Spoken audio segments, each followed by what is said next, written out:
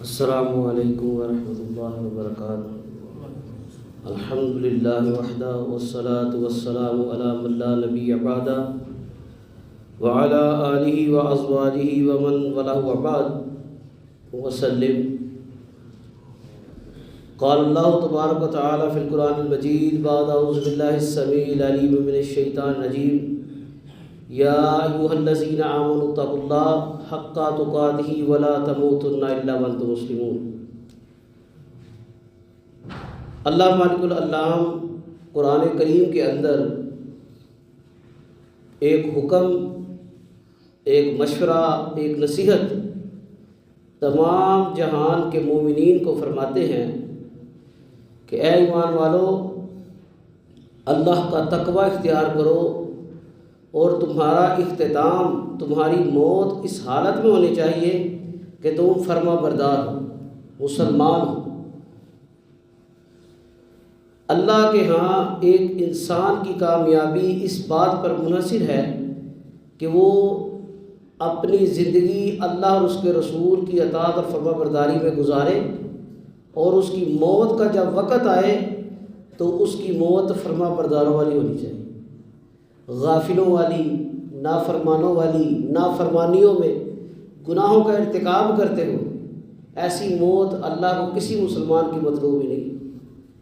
اور یہ اللہ کا اعلان ہے ہر اس شخص کے لیے جو کہتا ہے کہ میں ایمان والا ہوں۔ اللہ کا تقوی جو ہے، اس کو نبی مکرم صلی اللہ علیہ وسلم نے ہر عبادت کی بنیاد اور اساس قرار دیا ہے۔ یعنی اگر میں اور آپ یا کائنات کا کوئی مسلمان مرد یا عورت کوئی عبادت کرتے ہیں، تلاوت کرتے ہیں، نماز پڑھتے ہیں، زکوٰۃ و صدقات ادا کرتے ہیں، خیرات کرتے ہیں، اگر اس میں ہماری نیت میں، ہماری سوچ میں اللہ کا تقوی نہیں ہے تو اس عبادت کے اللہ کی بارگاہ میں کوئی شرف قبولیت نہیں۔ اس حوالے سے نبی مکرم صلی اللہ علیہ وسلم کی حیات مبارکہ میں اماں عائشہ صدیقہ مطہرہ رضی اللہ تعالیٰ عنہ نے ایک شخص کے بارے میں سوال کیا جو عرب کا بہت بڑا سخی تھا اپنے وقت کا، کہ جس کی سخاوت کے درجے دور دور تک تھے، عبداللہ بن جدعان۔ اماں عائشہ فرماتی ہیں اللہ کے رسول، عبداللہ بن جدعان جو ہے، کیا اس کو اس کی صلہ رحمی کا، نیکی کا، خیر خواہی کا کوئی صلہ نہیں ملے گا آخرت میں؟ آپ نے فرمایا نہیں۔ عبداللہ بن جدعان کون تھا؟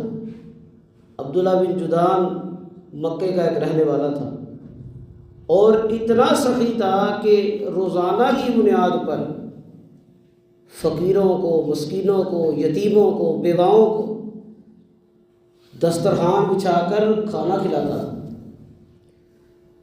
اور یہ اس کا معاملہ ہر روز کی بنیاد پر تھا۔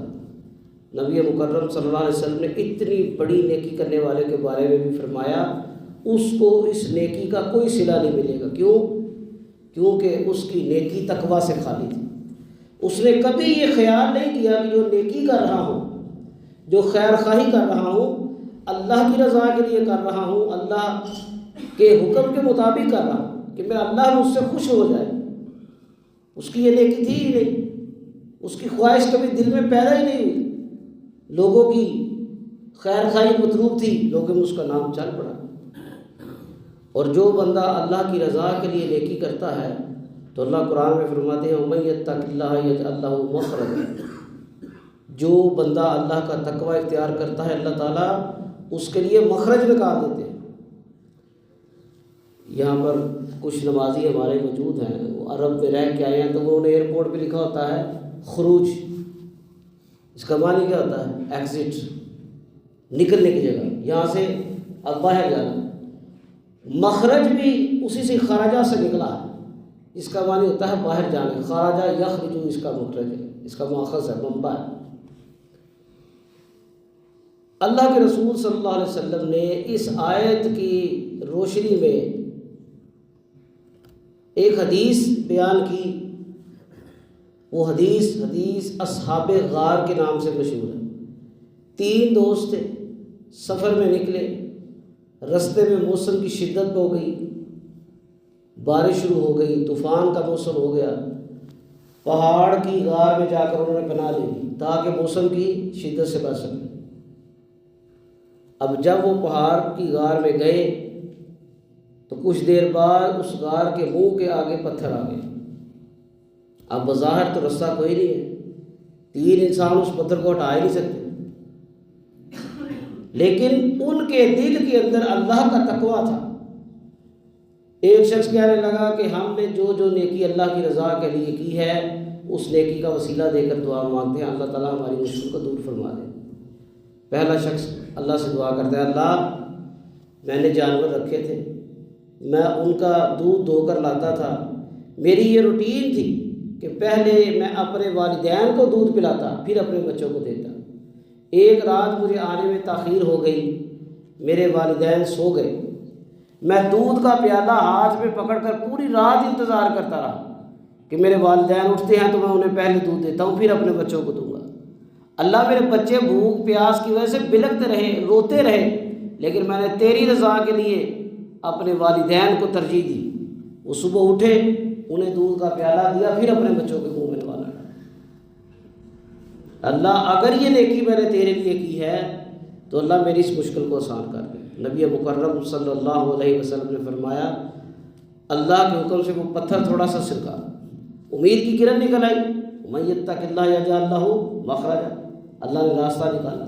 دوسرا شخص، اس نے دعا مانگی، کہتا ہے اللہ تعالیٰ آپ نے مجھے مال دیا، میری ایک عزیز رشتہ دار کو کسی ضرورت کے تحت مال کی ضرورت ہوئی، اس نے مجھ سے اپنی ضرورت کا اظہار کیا، میں نے اس کو کہا کہ اگر تو میرے ساتھ بدفعلی کرے تو پھر میں تجھے جتنا مال چاہیے وہ ادا کر دوں۔ وہ ڈرتی بیچاری چلی گئی، دوبارہ وہ آئی اور میرے ساتھ اپنی مجبوری کے وقت تحت وہ بدفعلی کرنے کو تیار ہو گئی۔ یہاں پر اللہ سے یہ دعا کی میں آپ کو تلقین کرتا رہوں گا کہ ہمیشہ اللہ سے دعا کیا کیجئے کہ اللہ تعالیٰ کبھی کسی ایسی آزمائش میں مبتلا نہ کرے جس سے ایمان اور حیا بھی جاتی رہے۔ یہ ہمیشہ اپنی دعا میں دعا کیا کیجئے۔ وہ بیچاری مجبوری میں آ گئی، وقت طے ہو گیا، میں نے پیسے نکالے، جب وہ میرے پاس آئی میں نے کمرے کے دروازے کو بند کیا تو وہ رونے لگی اور کانپنے لگی۔ میں نے اسے کہا تو کانپ کیوں رہی ہے؟ یہاں تیرے میرے علاوہ کوئی نہیں ہے، کوئی نہیں دیکھنے والا، کیا ہو رہا ہے؟ وہ کہتی ہے میں کانپ اس لیے نہیں کہ لوگ دیکھ رہے ہیں، مجھے اللہ کا ڈر ہے کہ میں مجبوری کے لیے پیسے لینے کے لیے حرام کام کرنے پر آمادہ تو ہوگی، لیکن کل کلاں قیامت کے روز میرا اللہ میرے ساتھ کیا کرے۔ اس عورت کی یہ بات اللہ میرے دل میں گھر کر گئی، میں نے اللہ تیری رضا کے لیے اس برائی سے بچ گیا، اس کو چھوڑ دیا، اس کو پیسے بھی دے دیے، اس سے وہ برا کام بھی نہ کیا۔ اللہ اگر وہ نیکی، وہ گناہ سے بچنا میں نے تیرے لیے کیا تھا، اللہ اس پتھر کو دور کر دے۔ وہ پتھر مزید سرکا۔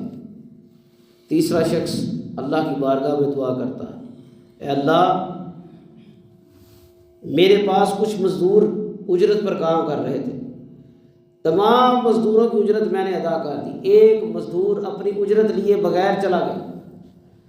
اب دیکھیے اکثر لوگ ہم سے کہتے رہتے ہیں کہ خطیب صاحب، امام صاحب، حافظ صاحب، ہمارے معاشرے میں حقوق العباد کی کمی ہے۔ حقوق العباد بھی تبھی ایک انسان پوری کر سکتا ہے جب تک وہ حقوق اللہ ادا کرے گا۔ جس کے دل کے اندر اللہ کا ڈر ہے، خوف ہے، وہ اللہ کی مخلوق کے ساتھ زیادتی نہیں کرتا۔ وہ شخص کہتا ہے اللہ وہ مزدور میرے پاس اجرت مانگنے آیا، جلدی میں تھا، لیے بغیر چلا گیا، اللہ میں نے اس کی اجرت کے جو پیسے تھے، جو اس کی مزدوری تھی، اس کی ایک بکری خریدی، اس بکری کی میں نے آبیاری کی، اس کو پالا پوسا، وہ بڑھتے بڑھتے ایک بڑا ریوڑ بن گیا۔ کچھ عرصہ کے بعد وہ شخص میرے پاس اپنی اجرت لینے آیا تو میں نے اس کو کہا کہ یہ ریوڑ تیرا؟ وہ کہتا ہے بھائی مجھ سے مذاق کیوں کرتے ہو، میرے تو تھوڑے سے پیسے تھے۔ آج ہم لوگ کسی مزدور کی مزدوری، کسی حقدار کا حق غصب کر جائے، وہ مانگنا بھول جائے بیچارہ، تو ہم بھی کہتے ہیں ٹھیک ہے جی اچھی بات ہے، میرا فائدہ ہو گیا۔ لیکن یہ لوگ اللہ کے ولی اللہ تھے، حقیقی معنوں میں اللہ کے ولی تھے، کہ جن کا تذکرہ انبیاء نے کیا ہے۔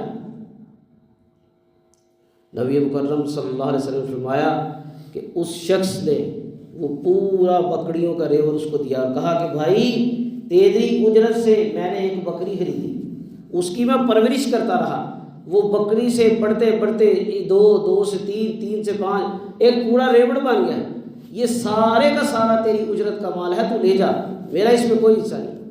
اللہ وہ بندہ بڑا خوش و خرم گیا کہ میری امانت کی کتنی اچھی حفاظت کی ہے، اللہ میں نے یہ نیکی تیری رضا کے لیے کی ہے، اگر یہ تیری رضا کے لیے ہے تو اللہ مجھے اس مصیبت سے نجات دلا دے۔ نبی مکرم صلی اللہ علیہ وسلم نے فرمایا اللہ کے حکم سے وہ پتھر سرک گیا، غار کا منہ کھل گیا اور وہ لوگ آزاد ہو گئے۔ اب دیکھیے اللہ کے تقوی کا کتنا فائدہ ہے، یہ باتیں حقیقی معنوں میں ہیں۔ آج بھی لوگوں کے ساتھ اللہ کا بڑا کرم ہوتا ہے، بڑا فضل ہوتا ہے، لیکن کن کے ساتھ؟ جو اللہ کا تقوی اختیار کرتے ہیں، جن کو یقین ہے، جن لوگوں کا ایمان ہے کہ ربی اللہ، میرا رب اللہ ہے، وہ ہر چیز پر قادر و مطلق ہے۔